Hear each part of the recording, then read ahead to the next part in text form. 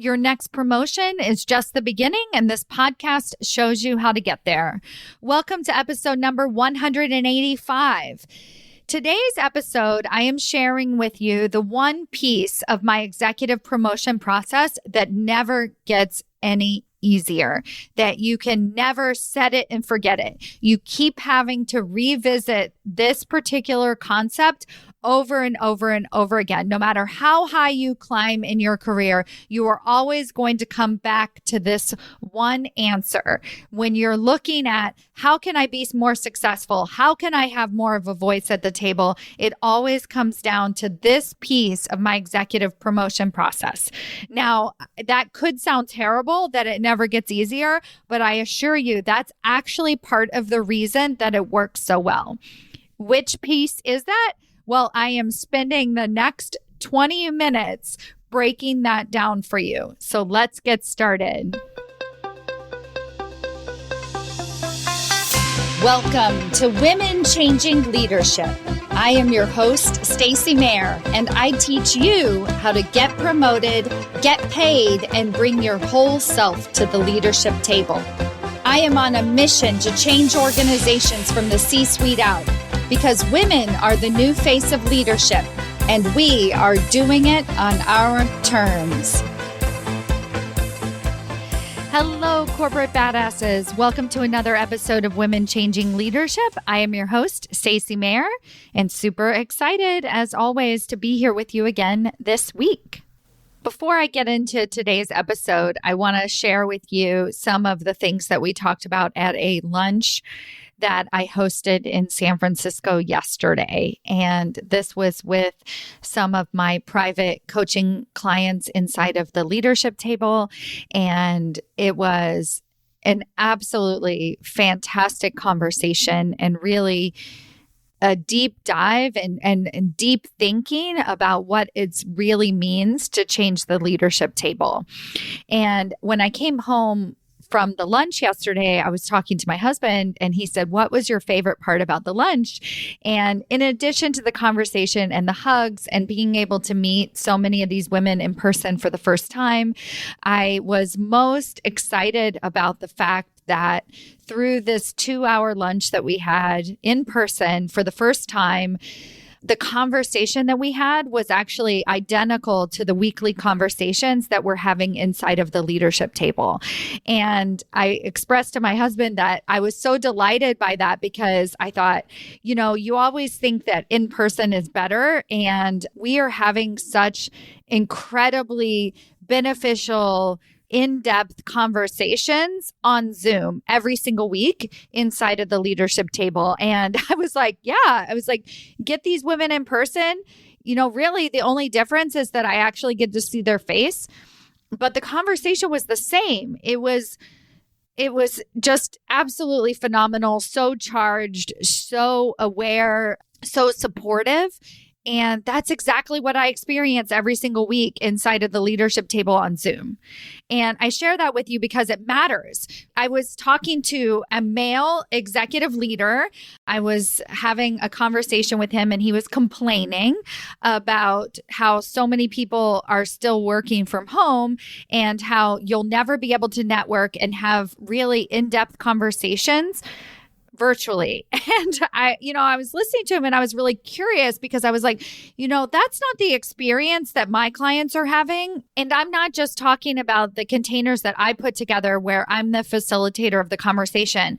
I'm actually teaching them how to have better conversations virtually. And that's a huge part of the work that I do because I started my group training program in 2020 in the heart of the pandemic. It was already known that so many women were going to be working virtually. And the 15-minute ally meeting process that I created to help women build that trust with executive leadership so that they could really feel included and actually be included in the conversation was based off of working virtually, right? It was a virtual experiment at the time to see if we could recreate those bumps in the hallway, the elevator conversations when you sort of walk past your CEO and just kind of have this really in in-depth 5-minute conversation with her. And I wanted to see if that was possible to do virtually. And the answer was 150% yes. And not only was it possible, but I noticed that the women were actually getting better feedback. And the reason for that is because when you have a Zoom conversation, it's intentional. You're not relying on those bumps in the hallway. You're actually taking control of your career and the conversations that you're having because you have to schedule it. And the other person has to actually show up. And so I noticed that the results that the women were getting were even bigger than the bumps in the hallway, right? And I remember telling this woman when she was complaining because she didn't get to see her boss as much as she did before. And I was like, well, you do realize bumping into somebody in the hallway is not a career strategy, right? Like that's not a sustainable career strategy. And while it's beneficial and it works, it definitely falls flat at times. And so that's actually the purpose of today's conversation. But I wanted to share with you this in-person experience I had because it really reflected to me that we are able to create that same dynamic virtually on Zoom every single week. And so I encourage you, if you've been a listener of my podcast for a while and you think you know what we're doing inside of the leadership table, it's possible that you don't. So I encourage you to hop on a free career strategy session with one of my team members today. You can go to stacymayer.com/apply to apply for those. And really, it's just an open, no obligation conversation where you're going to start to explore if the paid programs that I offer are going to really help catapult you to that next level of your career. Because truth be told, I know they do, but I want you to be sold on exactly why and how it's going to work for you. So go to stacymayer.com/apply and apply for a free career strategy session ASAP. Now, on to today's conversation. The reason that I'm bringing up these ally meetings is because I was talking to the women yesterday and really hearing over and over again and thinking about the women who have been working with me on my executive promotion process for several years. And I was thinking about all the different steps on the promotion process and what are the steps that they get better at and what are the steps that they kind of never master. And truth be told, step number one is strategic thinking. And that's really all about getting out of the weeds and being able to have conversations that are more visionary, out of the weeds. Step number two is about your career vision. And in that particular step, that's about identifying what that long-term vision is for your career and then learning how to communicate that with other people. And both of those steps, you pretty much master and you get the hang of it. And as you progress in executive leadership, yeah, sure, there's nuances to it, but really you kind of get the idea, right? You get the gist of it. And especially you get the gist of if you're in and getting coaching from me every single week, you really get the gist of it. And you're like, okay, I got this. Managing your emotions and really understanding the nuances of how you're showing up at work and are you worrying about and overthinking the wrong things. That's a lifelong process for sure, but even that we get better at, right? Very quickly. And then executive communication is really a series of tools to develop and enhance your executive presence. And once you really get what executive communication means, then you're like, okay, Stacy, I get this process, right? I feel confident in those 4 steps and I'm able to do it pretty regularly on my own. But the coaching that we're doing over and over and over and over and over and over and over again always comes back to building trust. And that's step number 4 in my executive promotion process. And I was thinking about why doesn't it ever get easier? And what I can share with you today to let you know that that's actually okay, that it never gets easier. And I think that's part of the process. And I think that's actually what keeps you on your toes. And it's why my executive promotion process works so beautifully is because of this idea of building trust. So let me go back in time as to where I came up with this concept and really plugged it into my executive promotion process. So I already shared with you the actual step that we take, which is 15-minute ally meetings. But the overall overall concept of building trust really stems from how men traditionally get promoted. And you know this because a lot of times when I ask you why somebody got promoted over you or why you got passed over for a promotion, the first words out of your mouth is almost always because the other person knew more people. The other person was friends with the CEO. The other person was friends with the leadership team. The other person, went on bike trips or camping trips with the executive staff, right? Like that happens all the time. And instead of looking at that as a problem, I look at that as a clue. Oh, so what you're saying is that people get promoted because of who they know. Interesting. All right. So if that's the case, let me investigate it a little bit more. And literally, like out of the gate, when I started my coaching business and when I was specifically focused on how to get more women to the executive suite and what it was going to take to get women the titles, I really thought a lot about how can we build trust with executive leadership and what is executive leadership looking for from us in order to promote us, in order for us to be that in person, right? That favorite.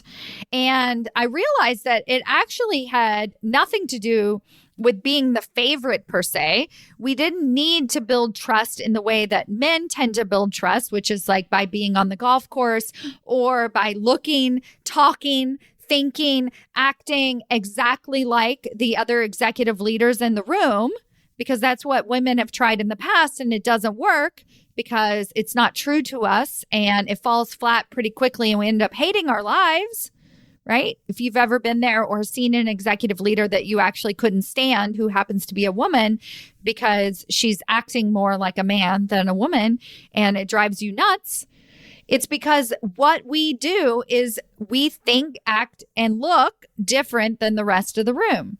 So that way of building trust is not going to work for us. And I don't really want you to be the favorite. I don't care if you're buddy-buddy with your CEO. All I care about is that your CEO respects you. All I care about is that the executive team knows what you're working on. All I care about is that they even freaking know your name or your ambitions at the organization or what your desires are or how specifically you can contribute. I care that the executive team sees you as an executive leader, as an equal, as a peer. And I don't care if you're a senior manager or a director.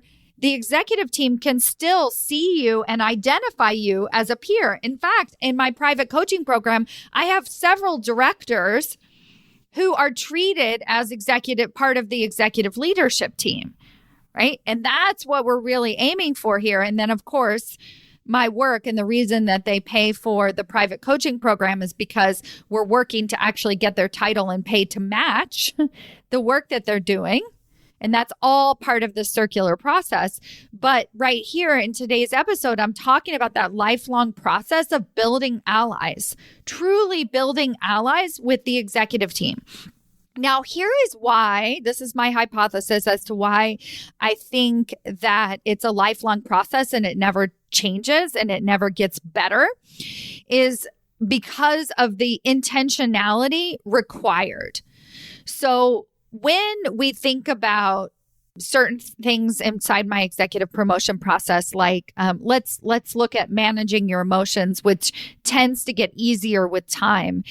The goal is not all of a sudden to be emotionless. It's just that you get better at identifying those emotions that aren't serving you. You get better at identifying the overthinking and like, wow, I'm really spending my focus and energy being very judgmental about this coworker instead of focusing on myself and what I can control, right? And so that's something that you can start to do subconsciously and you can pick away at it. And it really does, truthfully, just get easier with time and with effort, right? When you have the tools that I teach inside of the leadership table, it gets easier fast, really, really fast, right? And those improvements happen. So why can't ally meetings get easier fast?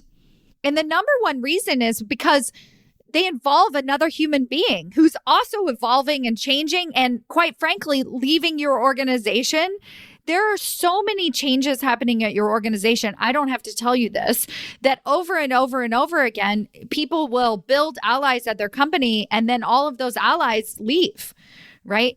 Over and over again, you will build allies and then you leave. Right? That happens. That's the ebb and flow of our careers, and especially a career in executive leadership where we're really leaning into how can we make the biggest impact? I'm not talking about job skipping or a job hopping and leaving companies just because you can get paid more. I'm talking about leaving groups, organizations, bad bosses, so that you can make the impact that you really want to be making and have that voice at the table, right? That's what we're doing here. And sometimes that can happen at your organization, but a lot of times that happens in a different group at your organization, or your boss ends up leaving and you end up working for somebody else, right? So lots and lots and lots of changes are constantly happening for you. And because that's the nature of building allies, it never ends. It never gets easier per se, right? But what you can make easy for yourself is you can make easy the intention of creating allies.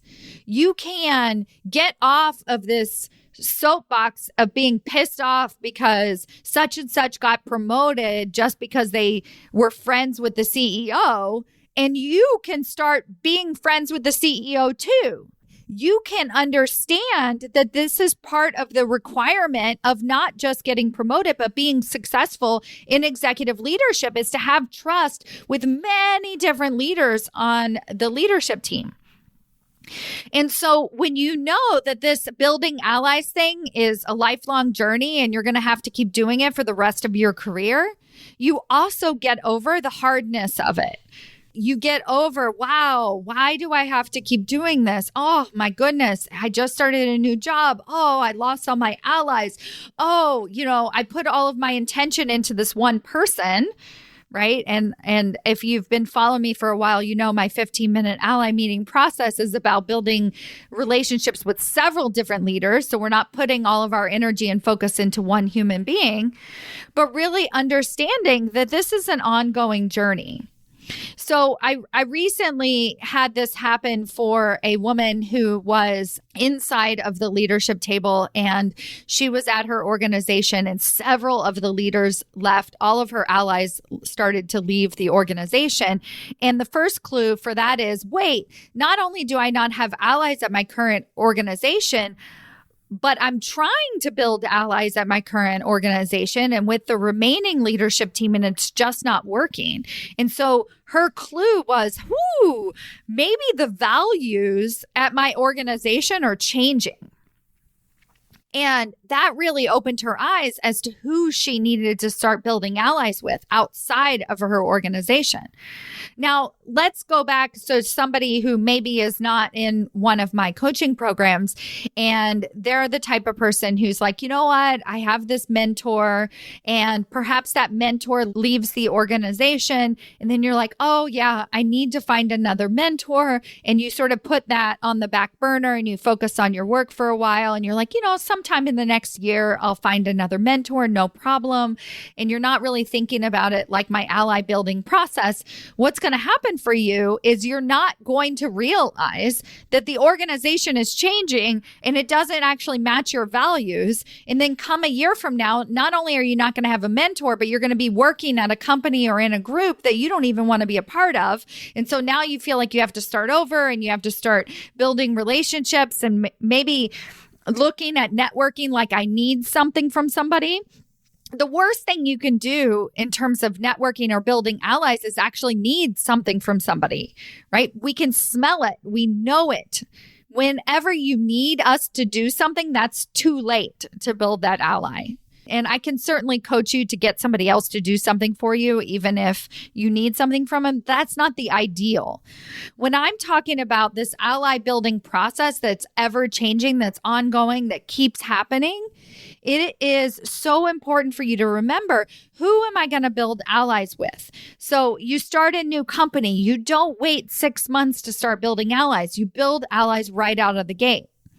You build allies at your organization and half of them leave. Okay, great. Replace those half and continue the relationships that you've already created, even though they left your organization. Continue having them as allies. Now, notice in today's episode that I talk about the overall importance of building allies consistently and throughout the whole entire rest of your career.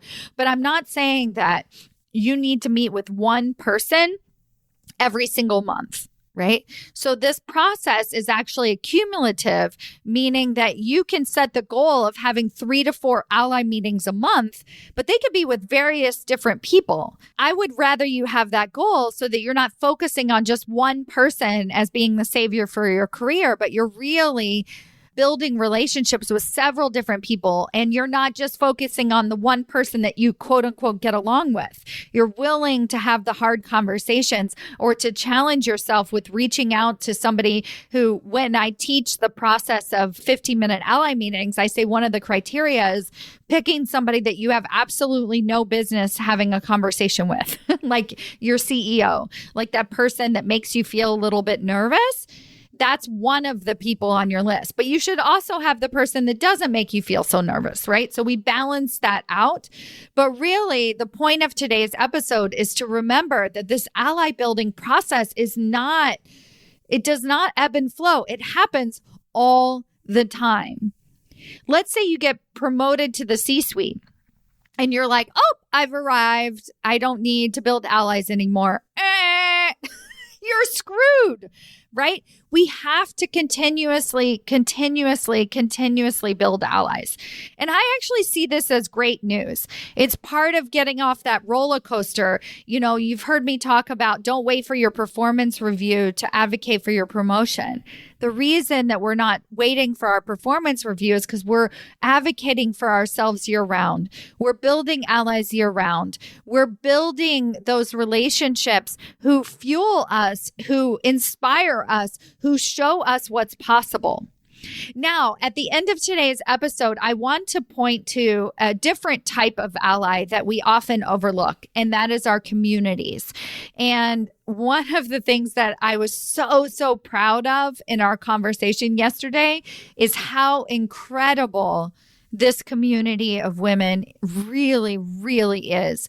And I was having a conversation with them about what we're really doing in terms of changing the leadership table.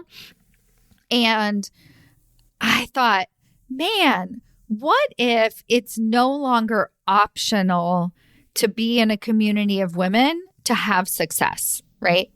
So if we want to truly have success in executive leadership, we have to surround ourselves with other individuals who inspire us, who challenge us, who create that level of safety within us so that we stop blaming ourselves for what's happening to us. And we really start to see, oh my gosh, these challenges in the corporate world are universal.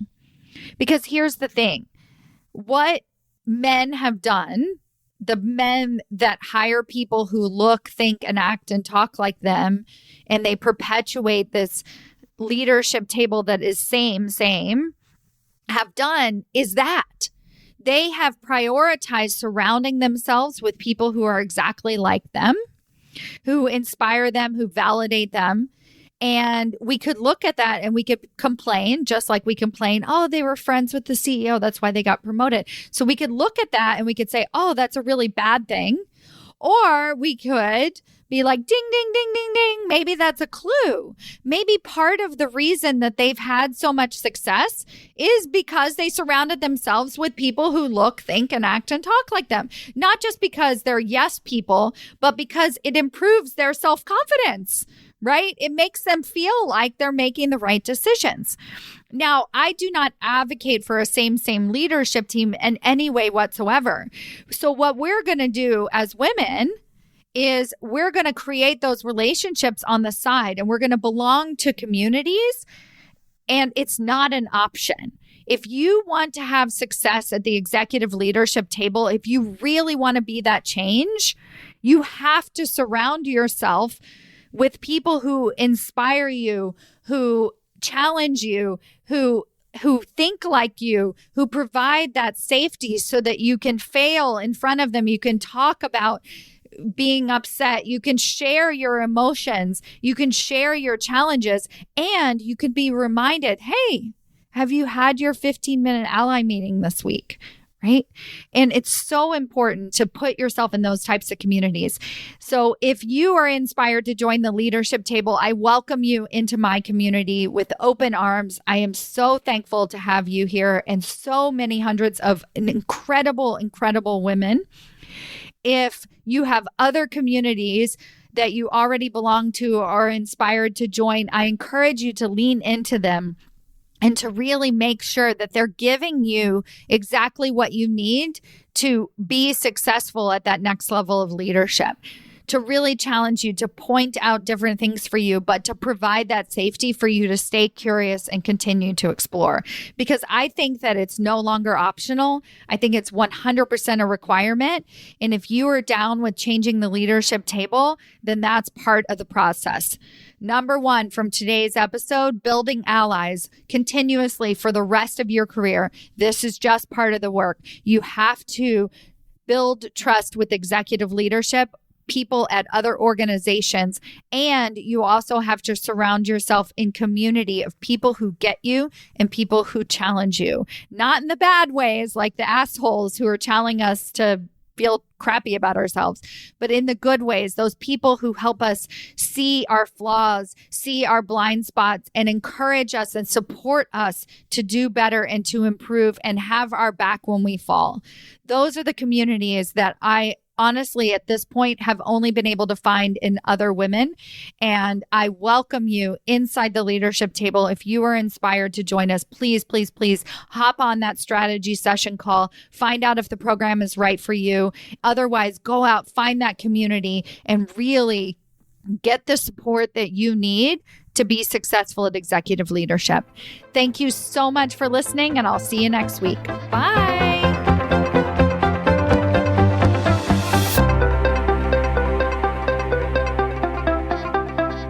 Before you go, I have a question for you. Do you know how close you are to your next promotion? Really?